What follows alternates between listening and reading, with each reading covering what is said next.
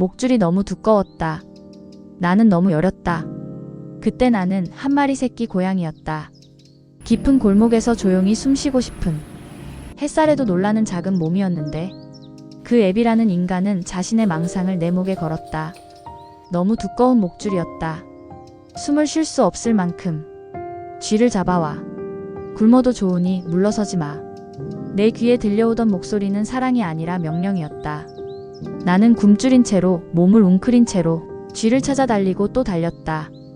내 배고픔보다 그 인간의 만족이 더 중요한 듯 다그침은 계속되었고 나는 내가 아닌 그 인간의 망상을 살아갔다. 원하는 것을 이뤄주면 괜찮아질 줄 알았다. 거기선 더 이상 내게 바라지 않을 줄 알았다.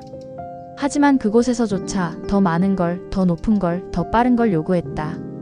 겨우 먹이고 입히면서 하늘의 별을 따다 주길 바랐다. 식구들은 나만 붙들었다. 아무도 말리지 않았다.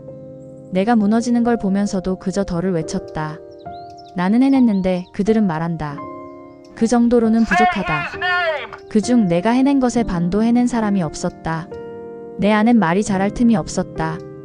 억울하단 말, 답답하단 말, 무섭단 말, 지쳤단 말. 그 모든 말들이 내 손끝에 엉겨. 지금도 글을 쓰려 하면 손이 막힌다. 나는 이제야 말한다. 그 목줄은 너무 두꺼웠고 나는 너무 여렸다. 하지만 나는 살아남았다.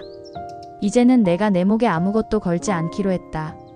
누구의 망상도 누구의 기대도 더 이상은. 나는 거기 없었다. 엄마는 도망치고 없었고 아빠는 있었지만 없었다. 눈치만 가득한 큰 집에서 나는 밥을 눈치로 삼키고 잠을 눈치로 베고 자랐다.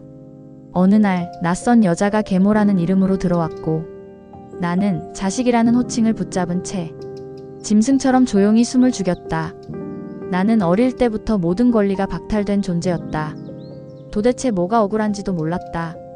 그저 원하는 건 다 해줘야 한다는 불문율만이 내 기준이었다.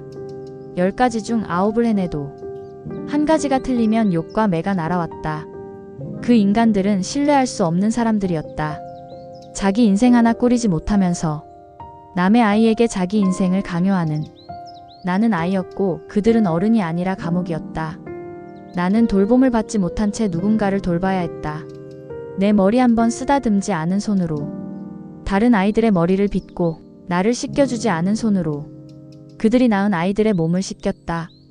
나를 한 번도 학교에 데려다 주지 않던 이들이 그 아이들을 태워 데려다 주라고 챙기라고 했다.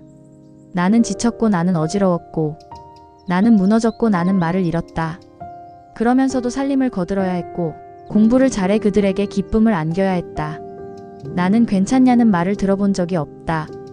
내 아픔은 귀찮은 노비의 병치레였고 내 존재는 미움의 이유였고 교묘하게 돈을 뺏었고도 부족하는 원망의 대상이었다.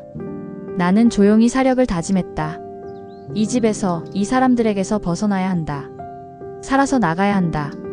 어른이 된 나는 지나가다 목줄에 묶인 고양이를 보면 숨이 멎는다. 그 눈빛은 나였다. 어릴 적의 나, 말도 하지 못한 나, 눈치로 살았던 나, 아무리 해도 인정받지 못한 나, 버려진 나, 도망쳐야만 살 수 있었던 그 모든 나. 가슴이 찢어지는 건 그 고양이 때문이 아니다. 나의 잊고 살던 나 때문이었다.